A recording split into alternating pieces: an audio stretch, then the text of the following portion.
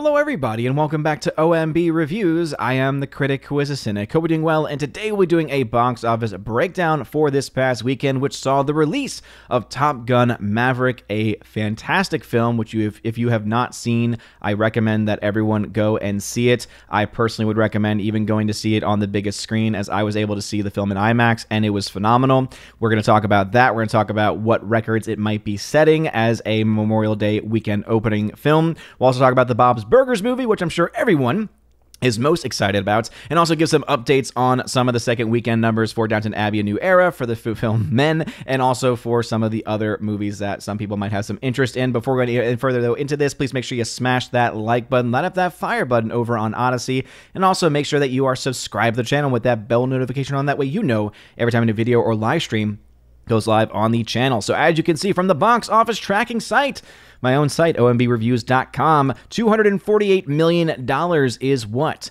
Top Gun Maverick was able to make. $124 million internationally and an additional $124 million in the domestic market, which makes this the biggest opening ever for Tom Cruise, and also makes it potentially one of the biggest openings for the Memorial Day weekend. We, of course, are still waiting on the Monday numbers to actually get the full Memorial Day weekend numbers in, but it really only needs to make around $150 million or so, which is what right now is the projection that this film will do, as far as how it will do on actual Memorial Day on Monday. And that means that this film has a very good chance of being able to reach those numbers. So let's go ahead and dive into this story here from Deadline. Top Gun Maverick is supersonic with $124 million opening in career best for Tom Cruise. As I had mentioned, worldwide $248 million. So not only is this one of the best films ever as far as the actual release goes, because it's a very good film, but also not necessarily the best film ever, but it is definitely a solid film nonetheless. But it is also setting a Tom Cruise personal record and is on pace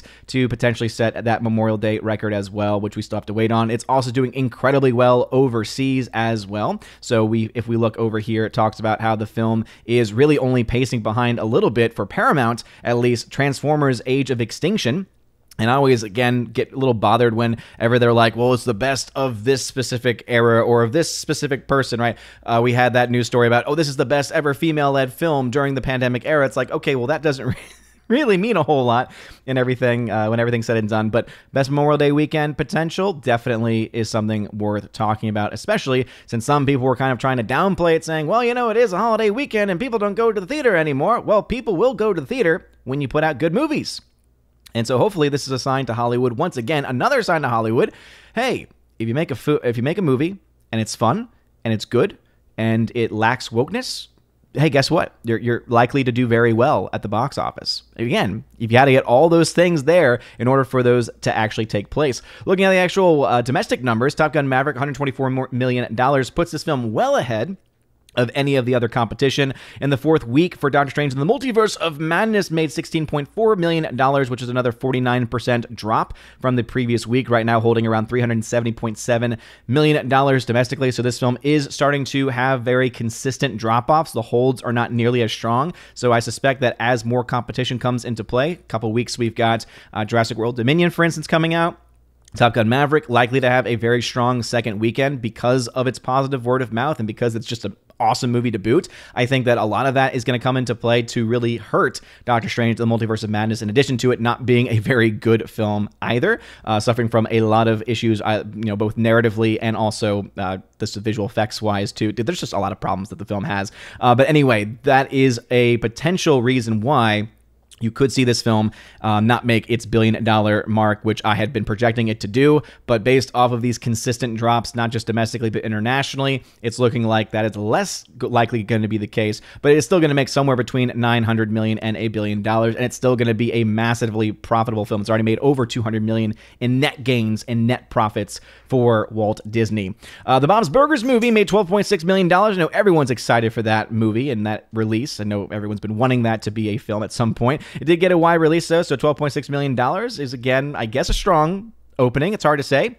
There is no budget yet that has been put out there for this film for me to be able to make any breakdowns for. Downton Abbey, in its second week of release, dropped to the number 4 spot, making another $5.9 million, a 63% drop, even though it added 10 screens. That puts its domestic total around 28.4, which is still under where the original film ended up opening. It opened around, I want to say, $30 million or so in its opening, and so this film is definitely still a lot further behind the first film in the Downton Abbey film franchise, but it is on pace with this second weekend drop, both with the numbers that we have domestically and internationally, to still have a chance to break even, or at the very least to be a very small flop, which could make its money back down the line through 4K Blu-ray sales or other things like that. The Bad Guys topping out the top 5 with $4.6 million, another 25% hold. This film doing very well. It's starting to lose out theaters after 6 weeks. This film was able to cross its break-even point within the last couple of weeks and is now just making net gain profits for Universal, so kudos to them for that. Sonic the Hedgehog 2 coming at number 6 with $2.5 million, another Paramount film here, a 38% hold after 8 weeks of release, so this film's still out at around 3,000 screens, so that's very impressive for this movie, even though I personally was not that big of a fan of it. Apparently, a lot of people are still going and bringing their kids to go see it, enough for them to have it in those many theaters. But also for this film to continue to be a box office success and be doing better than even that of the original. We also have new numbers for Everything Everywhere All at Once, which is such a better multiverse film than Doctor Strange 2 from A24. They've had a terrible release schedule. It's been the weirdest thing ever. It's been out technically for 10 weeks, but if you've been watching this channel, if you've been watching my box office breakdown videos since this film came out, you know that I've been like, what are you doing, A24? This is insane. But I don't know how it worked, but it ended up working out for them, because even after 10 weeks, it's still out at over 1,000 screens. It did drop 389, but again, it's been out for 10 weeks. It made another $2.5 million. It's been making over $1 million every weekend for the last, 7 or 8 weeks or so, which has just shown this film, it's not making massive dollars, but it has continued to push forward and have very strong holds from week to week. This film is clearly still being seen by a lot of people. If you look at that per theater number and you compare that to even films like Sonic 2 or The Bad Guys or even Downton Abbey, there are, again, a lot of people going to see this film in the limited number of screens that are actually available to watch it. It has also finally been able to reach its break-even point and start to make some profits, which, of course, makes me very happy, as it's one of my favorite films from this year. The Lost City also hanging around from Paramount, $1.7 million in its 10th week of release. Still losing out on some screens here, but hey, because of a late surge, especially from the international market, this film is pushing itself closer to breaking even, though the original estimates I had was that the film was going to be a massive financial failure and flop. But hey, those international numbers came in late. But again, I won't use that as an excuse to say that I got that one wrong in the predictions for sure. The movie Men. Yes, that's right. The movie Men, which apparently is very anti-man. I don't know what happened to Alex Garland after Ex Machina, which was such a great film. He made Annihilation, and now this. I don't quite understand it. Haven't seen it. Don't really necessarily want to see it, but maybe it'll be released early on streaming somewhere. But from A24, it dropped 63% in its second week of release. It's already getting pulled from screens. That's never a good sign. Normally, studios are able to make deals with theaters to hold their films for 2 weeks. But if a film is doing really, really bad, and its per theater number is $558 per theater, again, just compare that to some of the other films on this chart. Yeah, not looking very good at all for this movie. Not looking good. So yeah, that is a terrible second weekend drop for this film, a 63% drop. There is no budget yet though, so I can't say exactly how bad that is, but it seems to me that this film probably will be in a similar situation to The Northman, where the budget's probably a lot higher than one would think. Not too high, probably closer to maybe $40-50 million, meaning it would need to make around $100 million worldwide to break even. But as you can see from the numbers it's getting, or rather the numbers it's not getting, that would be a very let's just say an impossible feat for it to do at this point. Fantastic Beasts rounded out the top 10 from Warner Brothers, making $905,000, a 54% drop, dropping at over 1,000 screens. The film is going to release on HBO Max in just a couple of days. So I'm actually going to finally watch this film and put a review out on the channel, because I did not really want to go see the movie in theaters. But hey, I do still want to be able to give some commentary on it and talk about just exactly why this film is a financial flop for Warner Brothers, because unlike The Lost City for Paramount, which had a late surge, this film did not, and this film hasn't even gotten to $100 million domestically. And if you were to tell anyone that a Harry Potter world film or a Harry Potter spin-off movie would not even make $100 million domestically, just even a few years ago, they would probably have laughed in your face. But it's clear that people, that the audience, that any fan base that was here is gone. And we've seen this consistently. The first film made around $800 million worldwide. The second film, $600 million. Now this film is set to make around $400 million worldwide. So we've seen around $200 million lost every single release. I don't see how they can justify this series going forward. Maybe they'll try and spin the HBO Max numbers when it gets released there. I don't know. But it's not looking very good for the film. In the third week of release for Firestarter, also not looking that great. 86% drop. Already being pulled from over 2,000 screens. Now, this did get a day-and-date release on a streaming service, so, you know, Universal Plus or whatever they have. So there is a reason for the film to be seeing these kinds of numbers. However, it's always hard to tell exactly what kind of money they're getting when they're released on streaming services. The Northman dropped another 76% here after 6 weeks of release, so this one's starting to get pulled. Again, not a lot of theaters here, and the budget is what killed this movie. They spent way too much on this film. They did not need to spend this much on this Robert Eggers film. I know there's a lot of people that were fans of it. I personally was not, but hey, the budget is what really killed the chance of this film to be able to make its money back. And the reason why that's important is because if films like this, if you like films like this, and you like the production value of films like this, they're not going to put money to films like this if they can't make their money back.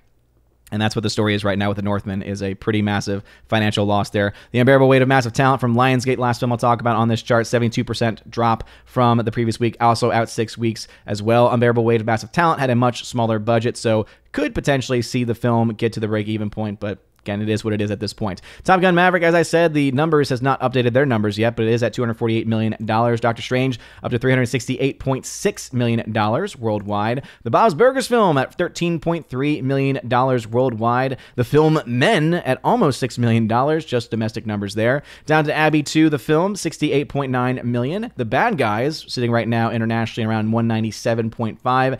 Everything Everywhere All at Once, again, a great film I'd recommend. This and Top Gun, two films I can highly encourage you to go see and strongly recommend for this year. $65.6 million for this movie. Sonic the Hedgehog 2, sitting around 377 according to Box Office Mojo, but they have not updated this yet with the full international numbers, so this film could actually be a little bit higher, as well as some of the other films I've mentioned already. You might see those numbers change once those numbers actually get updated. And then Fantastic Beasts is just around $400 million, but just look at that discrepancy there, 94 versus 300 million. And when you compare this film to the other films in the franchise, it's just not looking very good at all. So now talking about the actual breakdown, because we like to do some charts. Yeah, we like charts. And if you want more on charting, OMBReviews.com, click on the box office tracking tab, and it'll bring you to this chart where you can look around and see exactly what's going on there. But opening weekend, $248 million for Maverick. Bob's Burgers, $13.3. Downton Abbey in its second week of release got $68 million, which means I can project the film will make probably somewhere between $98.5 and $137.9, whereas Men in its second week of release made about $5 million, or almost $6 million. So I'm projecting that film will make somewhere between $8 and $11 million by the end of its run. But with no budget yet for that film, can't really say exactly how much money that movie is going to make or lose. Likely lose, because I, again, suspect that the film probably cost around $40 million if I had to take a guess. Firestarter, again, we've talked about that film already, but let's talk a little bit about Doctor Strange 2, because I had originally projected the film to make somewhere around $982 million to a maximum of $1.3 billion.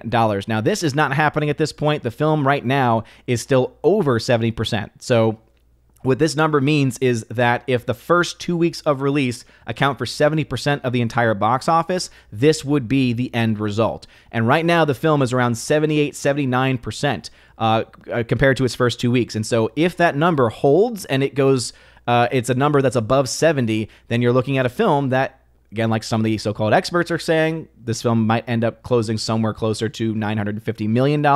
But either way, the film is definitely having a lot bigger drops as the days go by.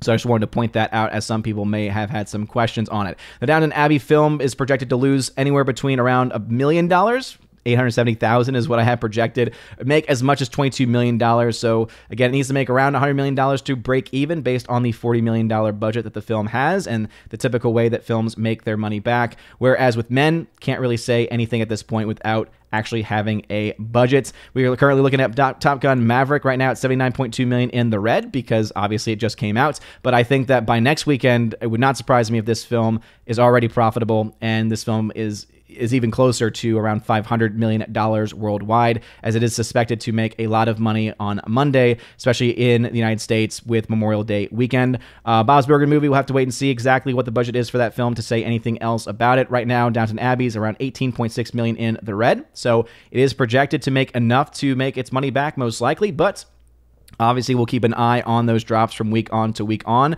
Firestarter, again, being dropped off from a lot of theaters here, not likely to make its money back at this point. So as far as its box office numbers go, definitely a flop. But whether or not the streaming service numbers are going to help it or not is still remaining to be seen. Right now, Doctor Strange 2, even though the film may not actually get to that $1 billion mark as I had been projecting that it could still do, and I still think it's possible, not as likely at this point, I would say. Definitely not as likely as at this point, but still possible. Still had $221 million in net gain profits, so some people might be happy that the film's not going to get to the $1 billion mark. However, it is still a massive financial gain for Disney. And but yeah, Doctor Strange 2 not likely to be the first $1 billion and the next $1 billion film of the year, as of course technically Spider-Man No Way Home was able to reach that number in 2022, though technically the release was different. However, with all that being said, Jurassic World Dominion, if those numbers hold, looking pretty good to be enough to be a $1 billion film. Some have said, hey, could Top Gun Maverick potentially see that? You might be able to see this film do some pretty impressive numbers domestically, because I do think this film is going to play very well in domestic markets. One of the things that I like about the movie is the fact that if you look to its IMDb page, it does not have a China release, and if you look to its alternate titles, it has a Taiwanese title, but it does not have a Chinese title. So just, again, take that however you will. One of the Chosen of Valhalla who was on stream with me yesterday said that he was paying attention to the jacket and that the Taiwan flag actually is on there. So it was just in their marketing that they had digitally removed it. And obviously that ticked a lot of people off. I know a lot of people were like, I'm not going to see this film because of that.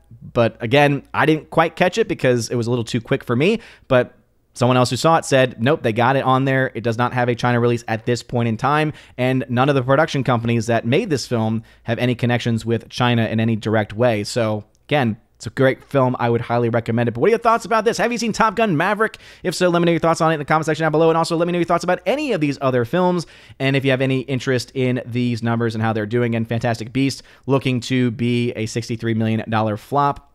Maybe it gets to and edges out to $400 million worldwide, but seeing that it needed to make $500 million to break even, not looking very good for this film. But as you can see, Bad Guys is indeed profitable, $13.5 million, and Everything Everywhere All at Once, now $1.8 million in the black. Makes me very happy because it is a great film. But let me know your thoughts about this and anything else I mentioned in the comment section down below. If you like this video, smash that like button, light up that fire button on Odyssey. Y'all are all amazing and beautiful people. Hope you all have a wonderful rest of your day, a blessed Memorial Day weekend, a blessed Ascension Tide, and as always, God bless.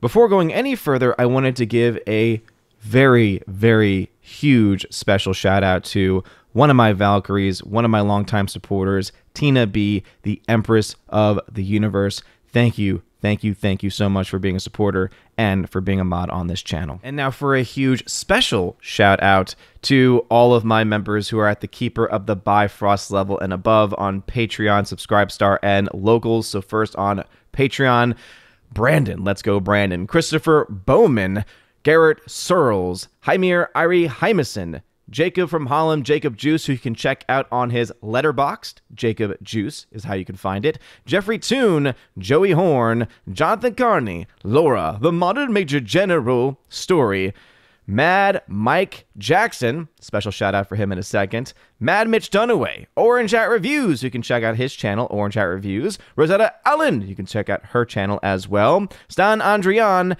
and Miss Martin Muses, who also has a YouTube channel, and a special shout out, as I mentioned, to Jacob Juice from Holland, again, letterboxd.com/Jacob Juice for more information about him. And a special shout out to my members over on Subscribestar: Matt 317, Storm Tracker, the R, Fast Reaction, Mr. Roy, and a huge shout out to my newest Chosen of Valhalla member, Luka Illich.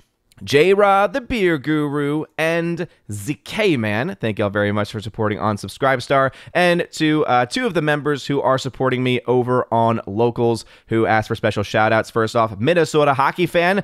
Let's go. Let's get a hockey player. And UAB, Mad Dog, Mike Jackson for the win.